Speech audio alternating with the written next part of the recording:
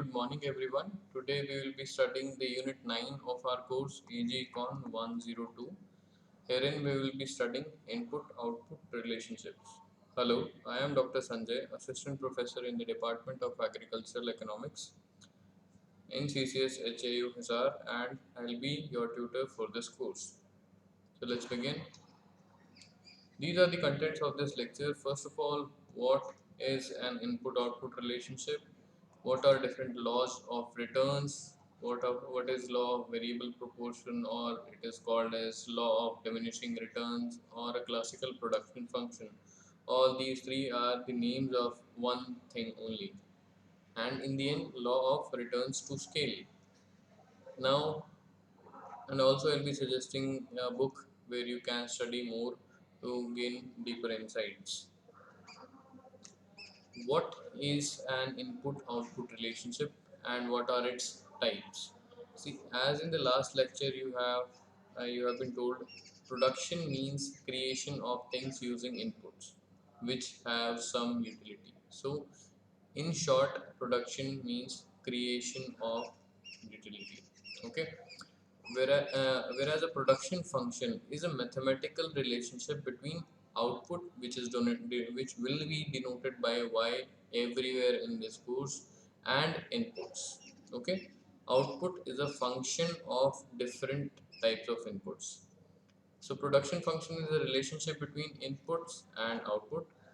The output we get is a function of the inputs we have used. Definitely in every business you are going to get output when you are going to put in something, and the relationship, the mathematical relationship between those inputs and the output you are getting is called as a production function.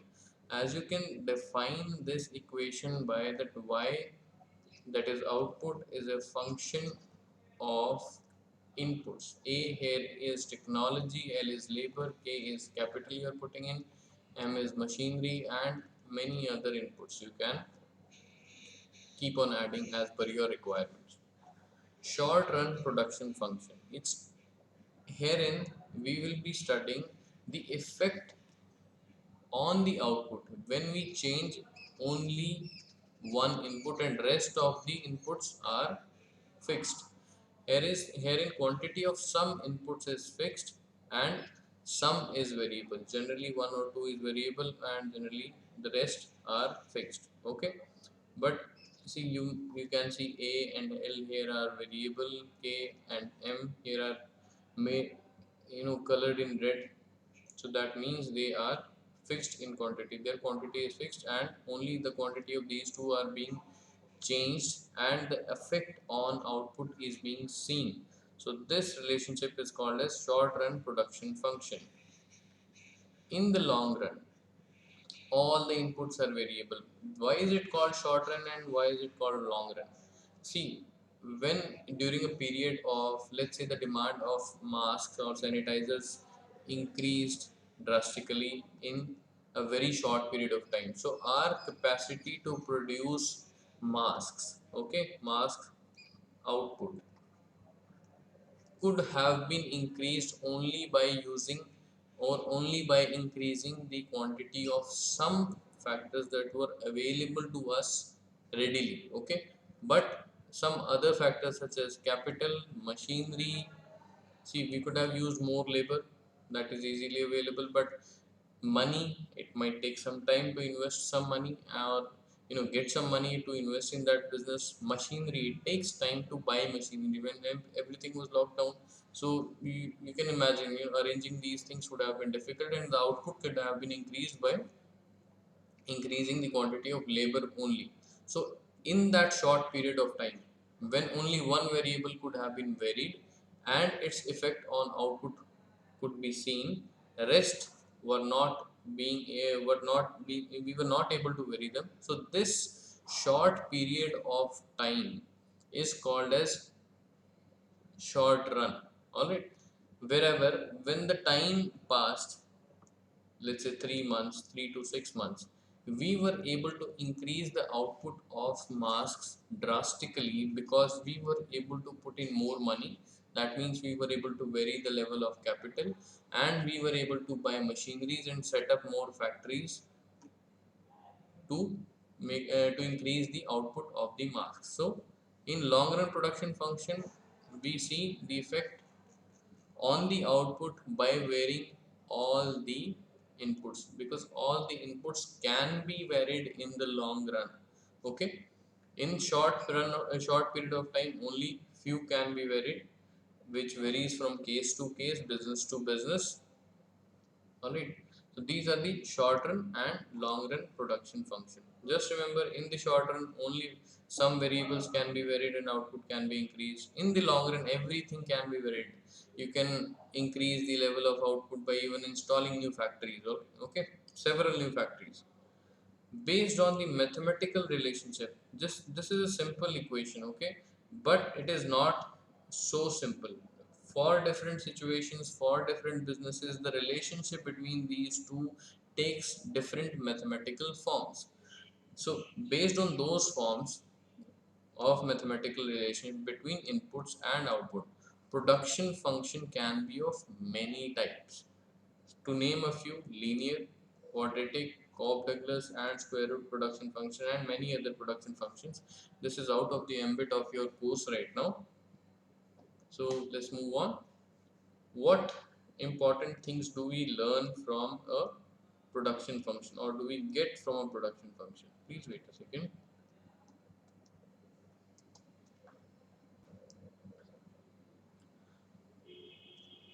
Production function tells us four important things. One is total product. Let's see the graph first. It is a relationship between the mathematical equation can be placed on the graph itself, where x input is always on the x-axis and y output is always on the y-axis. So this blue line you see, when we increase the quantity of input gradually, okay, the quantity of output also varies, and when we draw those coordinates on an xy axis, then we get this particular shape. This shape is going to vary based on the relationship between inputs and output. That is, different types of production function are going to give you different shapes, but all of them are going to tell you these four things for sure. First one here is total product. Let's say we have used 10 units of input and we got 18 units of output. So the total output received 18 units for the total quantity of inputs used is called as total product. Alright, now let's move on to average product. It's simple. Output per unit of input used. How much output did we got? 18 units by using 10 units of input. So average output is 1.8 units. 1 unit of input is going to give you 1.8 units of output. So this is called as average product. You can see it can also be written in this manner and it can also be written in this manner. So total product, that is our output, can be denoted by Y also. Okay. Then comes marginal product. This says change in quantity of output when we increase the quantity of input by 1 unit. Alright, so delta y is the change in quantity of output when we have increased the quantity of input by 1 unit. So this is called as marginal product. If you are going to increase your input by one more unit from 9 to 10, earlier let's say it was 15, so change in output is 3. Alright, and change in input is 1. So your marginal product is 3. The fourth important point that the total this production function tells us is the elasticity of production, which means by how much percent the output increases when we vary input by a fixed or some others, some percentage. Okay, let's say if we vary the input by 10%, so by how much percentage the output is going to increase. This is called as elasticity of production. Alright, so this can be written as, the percentage change in output can be written as change in output divided by the initial quantity of output. Similarly, change in input divided by the initial quantity of input. So if you see, if you rearrange these figures, delta y by delta x into y by x. So you can see this is the reverse of average product 1 by p, and this is marginal product. So elasticity of production can also be written as marginal product divided by average product. By looking at the graphs of these things, which I will be telling you later on, which I will be showing you later on, you can just by seeing the or comparing the graphs of marginal product and average product, you can tell the value of elasticity of production. Okay, you can tell if it is equal to 1, greater than 1, less than 1, 0, whatever. Okay, between 1 and 0. So let's move on. Now, first thing we'll be talking about is laws of returns. Alright, as you can see on the x-axis there is input, input, input, and on the y-axis output, output, output. There are three laws of returns: law of constant returns, law of increasing returns, and law of decreasing returns. Let's see, when we increase the input by equal increments in input, 5 unit increments we are giving. Okay, 1, 5, 5, 15, 20, 25, 5, 10, 15, 20, 25. Just care about this part. Alright, when we increase the input by 5 units, okay, let's say 5 unit is a batch. When we increase our input by one batch, which is of 5 units, the output changes. Alright, earlier this was the output at 10 units, this much was the output. When we increase the input by 5 units, the output also increased by this much quantity, that is delta y1. Okay, so now you can understand why I have made these triangles. This much is the increase in the quantity of input, and this is the resultant increase in the quantity of output. So when we increase the input by 5 units, and it results in equal increments in output. That means delta y1 is equal to delta y2 is equal to delta y3. As you can see, change in x, that is input, is 5 units. Everywhere we are increasing the input by equal amounts, and the resultant increase in outputs every time is also the same. So this ratio remains the same. So this is a situation which we call as law of constant returns. When equal increments in input gives you equal increments in output. Equal increments in input gives us equal increments in output. Alright, so the ratio remains the same. Ratio of inputs and output remains the same. That is, marginal product remains the same. In the second case, in the law of increasing returns, what is going to happen is, the due to equal increments in input, that is of 5 units, we are going to get higher and higher and higher increments in output, which means that the marginal product will keep on increasing. Marginal product will keep on increasing. Alright, so this will be called as law of increasing returns. And conversely, when we increase the input by equal amounts and the resultant output keeps on reducing, when the increments in the resultant output keeps on reducing, then which means marginal product keeps on reducing.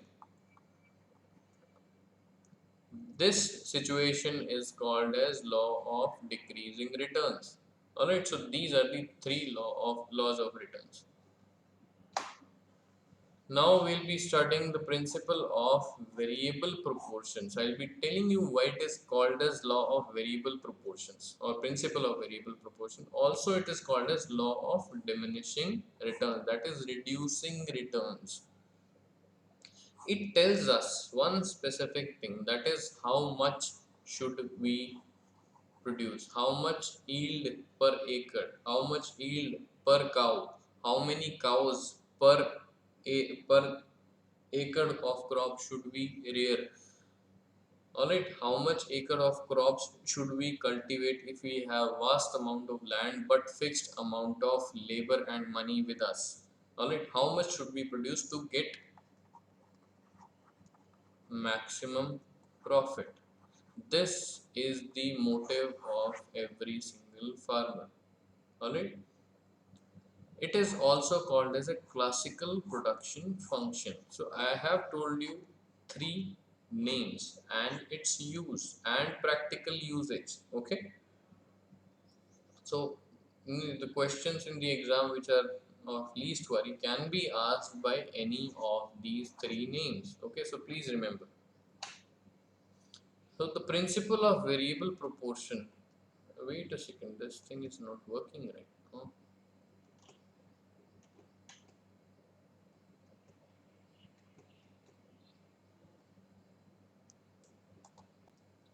The principle of variable proportion, I'll be telling you not the exact definition, but what does it mean? It tells us how the output changes, how the quantity of output we get changes when we increase the quantity of only one unit. In this case, fertilizer. Let's say we are increasing the quantity of nitrogenous fertilizer we are adding. In this case, let's say urea and other inputs, every other thing, irrigation quantity, seed, labor we are putting in, agrochemicals, other chemicals. Okay, it may be weedicides, pesticides, FYM, farmyard manure. These things are every other thing we are keeping the same, and even the land we are keeping the same. Let's say on 1 acre of land, every other thing is fixed. Only we are increasing the quantity of fertilizer, that is urea, and we want to see the effect on the output. This is told by law of variable proportions. Okay, herein you can see the proportion of urea that is variable. Let's say we are increasing urea in this manner and every other thing is just x, so the proportion is changing. You can see it here. That's why it is called as principle of variable proportions. Here we see how the output behaves as the ratio of fixed to variable inputs changes. Okay, the ratio here is changing and we will see the effect on output. Alright, this is why it is called as law of variable proportion, and it tells us how much to produce. What are its practical usages?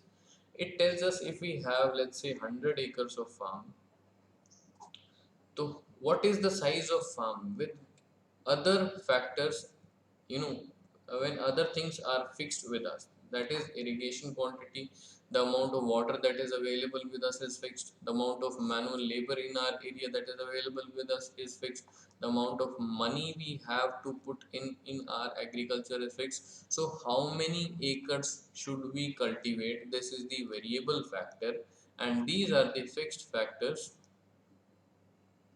to get maximum profit. Okay, this clearly means if we have a lot of land, alright, how much of that should we utilize when other variables are fixed. Okay, so we can try varying the quantity of acres. Let's say we are cultivating 1 acre, 2, 3, 4, 5, and other things, other fixed factors are fixed. We have fixed amount of money, irrigation and manual labor.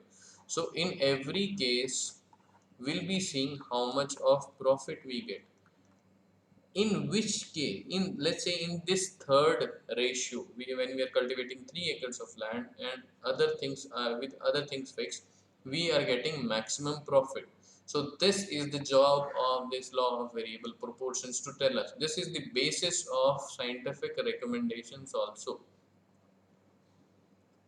I'll be telling you in in the coming slides what are these scientific recommendations in the coming point, not the slide.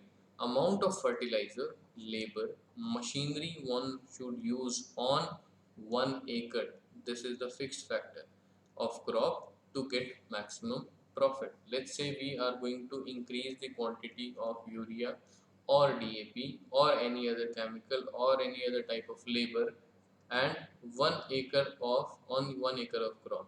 Okay, let's say we are using 2 bags, 3 bags, 4 bags. In these three cases, how much profit did we get? And in which case the profit was maximum. So we should be employing that combination. Okay, let's say we were cultivating wheat crop, 1 acre of wheat crop, and this combination gave us maximum profit for wheat crop. That means putting in 3 bags of urea and every other factor is fixed. So putting in 3 bags on 1 acre of wheat crop gives us maximum profit. So these things tell us, these are the scientific recommendations we make by trying different combinations, and we get to know how much urea or how much of other factors, other fertilizers should we use to get maximum profit. Also, it tells us the level to which we should push cows to be reared per acre. Okay, let's say we have only 1 acre of land with us, and on that 1 acre of land we'll be cultivating fodder crops. Okay, so naturally it will be a limited amount. So the number of cows that should be dependent, that we should be rearing in our dairy farm, which are dependent on this fodder, if we just try different combination, 1 2 3 4 5, and 1 acre of land has given amount of fodder. For one cow it might be too much, for two it might be too much, for three it is optimum, for four each cow is sleeping with a less full of a stomach. So this third combination of 3 cows with 1 acre of land, which is going to give us the fodder required, these are the things that are told by this law of variable proportions. Okay, how much of the variable factors should we be employing according to the fixed other fixed factors to get maximum profit. Okay, these are the three examples. There can be many more other examples. If you want to think about them, please think, and we can discuss them in the class also. So this is the tabular representation of the law of variable proportions. Herein you can see we are increasing the quantity of input, that is nitrogen's input per acre. Per acre means land here is fixed. When we are not adding anything, remember these are the column numbers. I might even talk about different things by column numbers. This column number 6 and 7 is extremely important, and column number 10, this is going to tell us about profit. We are going to maximize our profit. Everyone looks for maximizing their profit. And how do we get to know that when our profit is maximum or not? It is told by these column number 6 and 7. So when we don't add anything, no nitrogen, we are going to still get some output, that is 2 units. Alright. When we added one more unit of input, how much output did we get? Total 5. So by adding one more unit of input, our output increased by 3 units, which is the marginal product. Alright, by adding one more unit of input, our output increased by 4 unit. You can see here it is the marginal product. By adding one more unit, our output increased by 5 units. Total became 14 and marginal product was 5. Okay, as you can see, the cost of additional unit of input is rupees 4. 1 unit, 1 unit, 1 unit, 1 unit. See, the cost, marginal cost, that means the cost of 1 unit of input.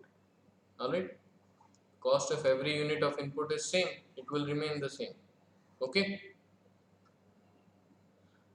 now As you can see, the marginal product is changing, also the average product changes. I'll show you the changes in the next coming graph, where it will be easier to comprehend. So at what point should we be stopping the use of additional units of input? We should stop using the additional use of input when money we put in is equal to money we get out of it. Let's say we put in 1 unit of nitrogen. It costed us rupees 4. Okay, how much did we get? The return did we get? Our output increased by 3 units, and the price for each unit of output is 3. So total money we got out of it was 9. So it's simple math. If we are putting in 5 rupees, I should get at least 5 rupees or more than 5. But here we got 9 by putting 4. For the next unit, we got 12 by putting 4. In the next unit, 15 by putting 4. In the next unit, 4 rupees were put in by adding one more unit of input, and we got 21 rupees. So if we keep on going downstairs, okay, what we see is in the 7th unit, by putting in 4 rupees, we are getting 9 rupees. In the 8th unit, by putting in 4 rupees, we are getting 6 rupees. Still, the money we are getting is more than the money we are putting in. Okay. In the 9th unit, you see, when we added one more unit of input, we got output, additional output of 1 unit. Okay, marginal product was 1 unit, and the money, that is now it is called as marginal returns. That is the returns we get by put by the additional output. The returns, the money we get by selling the additional output obtained by employing one more unit of input. All right. So we put in 4 rupees and we got 3 rupees. So definitely I am not going to put this. I am not going to go any further than the 8th unit. I'm not going to go any further than the 8th unit. Now you can see in this 8th unit case, how much profit did we make till now? Okay.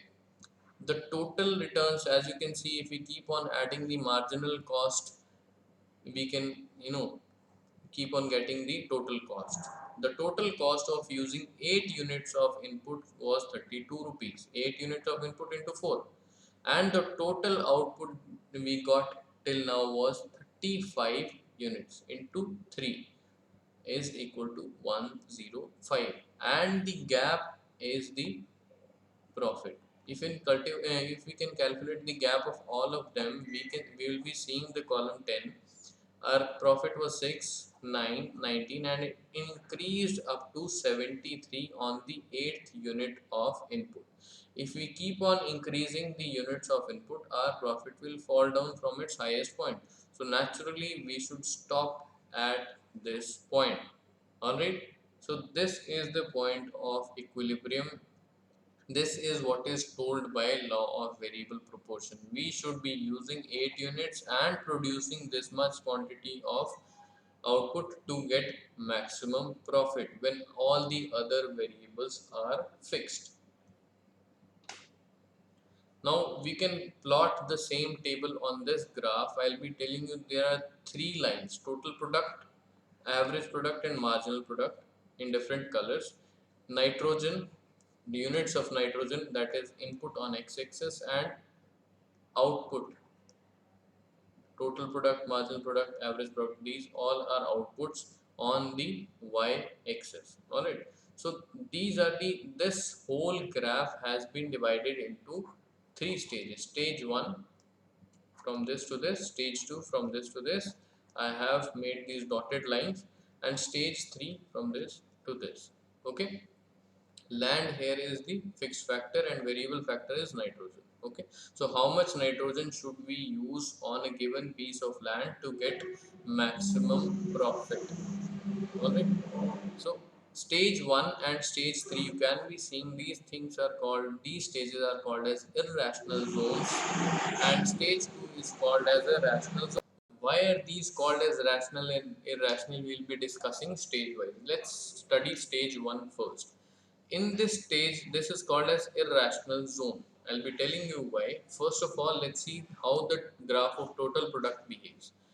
The black line, it increases at an increasing rate. The law of increasing returns can be seen here. Okay, you can see from the previous slides how the law of increasing returns graph looks like. It looks like this. Okay, as the marginal product keeps on increasing.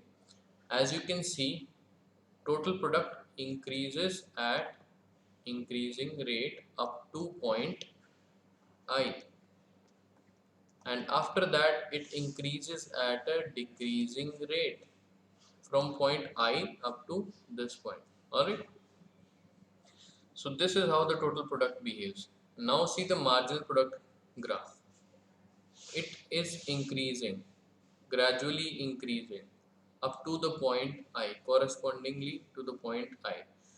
Because the marginal product is increasing, that's why this portion of the total product graph is increasing at increasing rate. Alright, after this point the marginal product starts falling from its highest point. It starts decreasing. So that's why this portion of the total product graph is increasing at decreasing rate, or you can say total product is increasing at a decreasing rate. So you can see the reason. This is the reason why it is behaving like this. This is the reason why it is behaving like this. Okay, focus on the marginal product and you will get to know why the total product is behaving the way it is behaving. Now see average product. If the marginal product keeps on increasing, reaches maximum, then falls down, average product and marginal product, this is the average product graph. So average product will increase throughout the stage 1. That is the, what does average product mean? Output per unit of input. That means, let's say we are putting in 1 unit of input and we are getting 1.8, 1, 2.0, 2.2, 2.4 units of output. So our average output is increasing gradually in this stage, and average product and marginal product curve meet at this point. So in the stage 1, marginal product is greater than average product and they meet at the end of stage 1. So this stage is called as irrational zone, that it is not behavioral to stop or to choose a point of production in this stage. To choose a point of production means that it is not behavioral to use only this much or this much or this much of nitrogen to produce this much of total product, that is output. Why? Because our average product is increasing gradually. If we are going to use one more unit of input or a slight more nitrogen, definitely our average product is increasing. Okay, so it is not behavioral to stop there. You should stop here only in the case if you have fixed that I have only this much of nitrogen or other input. That is the only case when this will be considered behavioral. Otherwise, there is no logic in stopping your production or deciding your production point in the stage 1.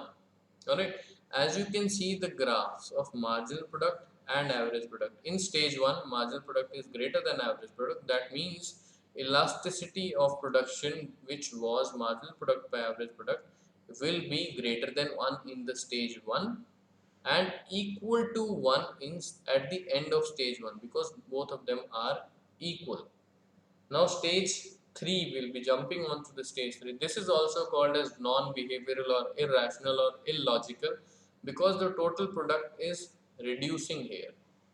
So to get to know why it is reducing because when we increase the quantity of nitrogen from this point to any further quantity, our output reduces. Marginal product becomes negative. That means if we use one more unit of output, our total output has reduced. Why does it happen? Let's say we are using urea and we have used too much of urea. Our plants might start showing signs of burning, signs of using of too much of urea. They might start dying.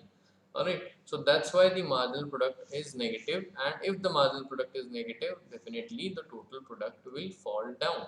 So there is a double loss. One, our yield loss is there if we use one more unit of urea, plus the cost of using that one more unit of urea is there. So there is a double loss.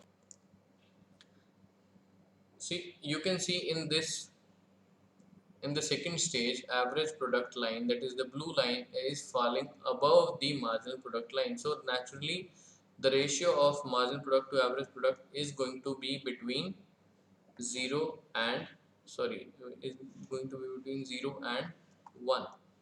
Because marginal product is 0 at the end of stage 2, average product is something at the end of stage 1 and at the end of stage 2. So the value of elasticity of production at the end of stage 2 will be equal to 0, and in this, in the in the period between, in the area between, it will be less than 1 because marginal product is less than average product. Sorry, I just told you about the second stage, but I was telling about you this thing. Here in this stage, marginal product is negative and average product is positive. Average product will always remain positive. Remember, it will never go down. It will never be 0. It will always be positive. So in this stage, elasticity of production will be less than 0. That is negative. Alright. As I've told you about the stage 2 rational zone elasticity value, so I think I need not mention it again. I just need to tell you why it's stage 2 called as rational zone. Stage 3 is called as irrational zone because if we are going to choose a point of production in the stage 3, we will be facing double losses. It will be better for us to just move back to reduce the nitrogen usage, which will save us cost and also save us yield loss. So it is not behavioral, not logical to produce in this stage 3. Now stage 2 is the only stage which is called as a rational zone because the total product is increasing at a decreasing rate here. Why it is increasing at a decreasing rate here? Because marginal product is continuously decreasing here. As you can see the red line. See, the marginal product is continuously decreasing in this stage. That's why the total product is increasing at a decreasing rate. And the value of elasticity of production, as I told you, will be between 0 at the end of stage 2 and between 1, which is the value at the end of stage 1. One should always choose a point of production in this stage based on the prices of inputs and output. Where should we produce? Here, here, here, or here, or here, and by forgetting this much output. Where should we actually produce? The second stage I have told you it is rational stage, but which point is rational? Which point is best for us? Alright. This is told based on the prices of input and output. Let me show you in the next slide. So the profit maximizing criteria, how much should we produce, when to stop adding more input, or what should be the optimum quantity of input we should be using. It is told based on the input prices and output prices. Also marginal products. Sorry, let's leave it there. The equilibrium or maximum profit situation will be the money we are putting in, that is the marginal cost by adding one more unit of input, and the money we are getting out by selling the output that we have got due to our use of one more unit of input. So the cost we are bearing in to add one more unit of input is price of that input and the change in quantity of that input. Let's say it is 100 rupees. The price was 10 and the quantity was also, price was 100 and the quantity was 1, so it became 100. And the marginal returns we got, so the price of output was 20 rupees and the output we got was 5 units. By using one more unit of input, we got 5 more units of output, and multiplied by its price we got 100 rupees. So This is the point when we should stop adding more units of input. Okay, this is the point where we should produce. This is the point we'll be maximizing our profit, as I told you in this table. Let me see if I can take you there.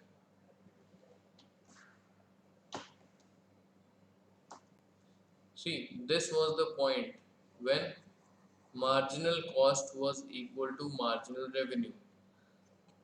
This thing I have told you by the form of a table, by the form of a diagram, and in the form of an equation also.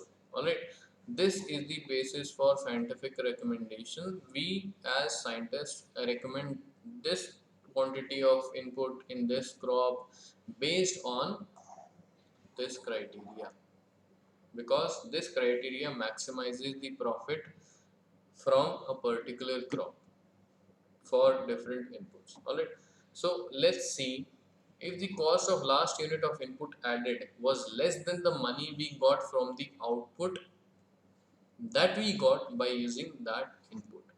Alright, if marginal cost is less than the marginal return, so what should we do? We should increase the input quantity. We should move one point further. If the cost of last input added was greater than the money we got from the output, we should reduce the input quantity. And when the cost of last unit of input added is equal to the money we get from the output, we should stop our production at that point. At that point, we'll be maximizing our profits. This equation, this particular equation can be reformed to write this in this manner in these three cases. So, delta x by delta y equal to py by px, or it can also be written as delta y by delta x is equal to px by py. Just we have reversed. So this is the profit maximizing criteria. In this case, in the first case, when the marginal cost is less than marginal revenue, that means px into delta x is less than py into delta y. So we can write it as, we can take delta y here and we can take px under it. So this becomes the equation. So in this case, what should we do? We should be increasing the input quantity. When the ratio of prices of output to the prices of input is greater than the ratio of marginal input and marginal output, marginal product.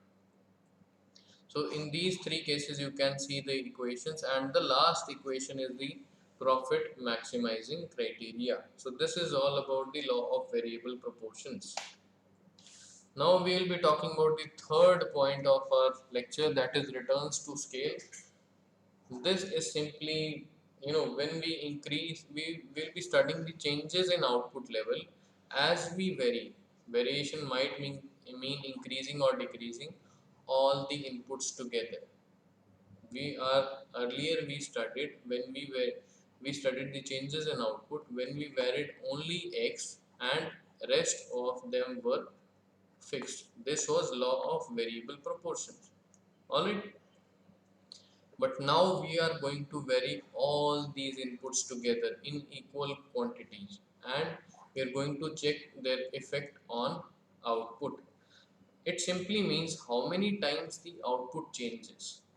If we increase all the inputs by 2 times, it can be 3 times, it can be 4 times, it can be 5 times. We just want to know, if we increase the input by twice, if we double the quantity of input, what happens to the output? If the output also doubles, then the returns to scale is called as constant returns to scale. This is also a manner of writing returns to scale. It happens in the case of small businesses. Let's say you have 100 birds, 100 layer birds, and they are giving you 2000, or let's say 20,000 eggs per year. And if you make the quantity of birds double, 200, your output will naturally double to 40,000 x per year. It happens in case of small businesses, that is in the initial phases of a business only. When the quantity of input is all the inputs is doubled and the output increases by more than two times, then it is called as increasing returns to scale. It happens in the beginning up to the point when optimum combination of fixed and variable factor reaches.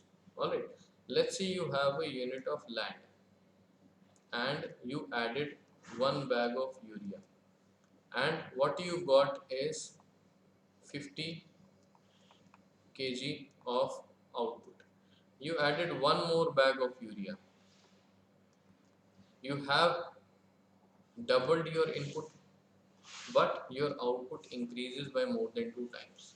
It will happen up to a point when your optimum combination reaches, or you can say it will happen up in the initial stages of of any business only, not in the very initial stages. As I told you, it can happen that there might be constant returns to scale, but it generally happens in manufacturing and also in some cases in livestock also.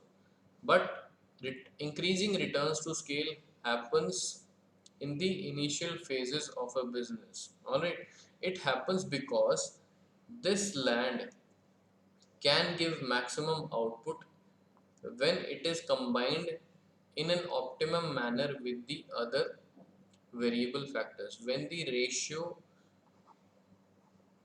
of fixed to variable factors is optimum, up to that point it will give you increasing returns to scale, because adding more and more urea leads to better utilization of your land.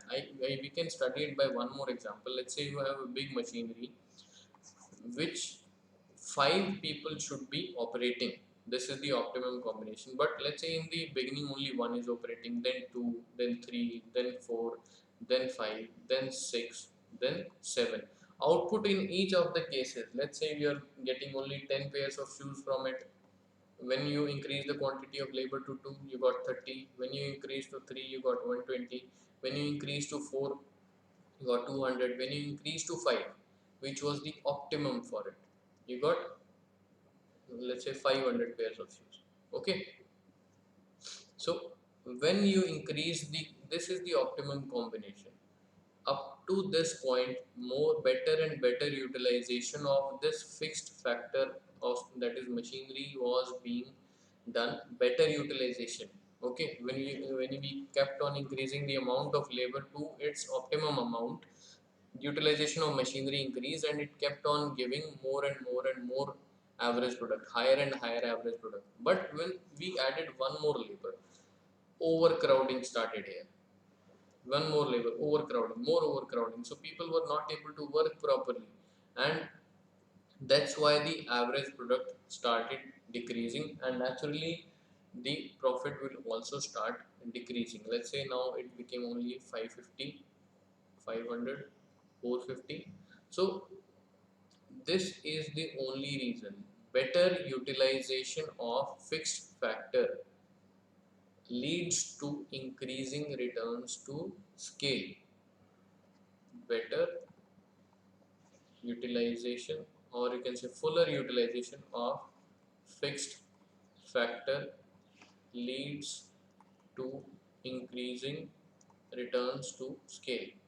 Better utilization means up to the point it reaches the best possible ratio of fixed to variable factor is fixed for its best possible utilization. Up to that point it will keep on giving you increasing returns to scale. After that, decreasing returns to scale. When we increase the quantity of input by two times and output reduces by less than two times, then it is called as decreasing returns to scale. When the size of a business increases too much, that means let's say we are using more and more and more labor with the same piece of machinery, our returns will decrease because the cost increases. Machinery might break from time to time. Different types of additional cost might add up.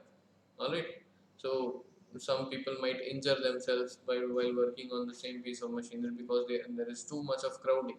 So due to these reasons, there is decreasing returns to scale. So this will be all for this unit 9th. This is the book you can refer to or any other source of your choice to get a better understanding. Thank you very much. I hope you enjoyed the lecture. Thank you once again. Bye bye.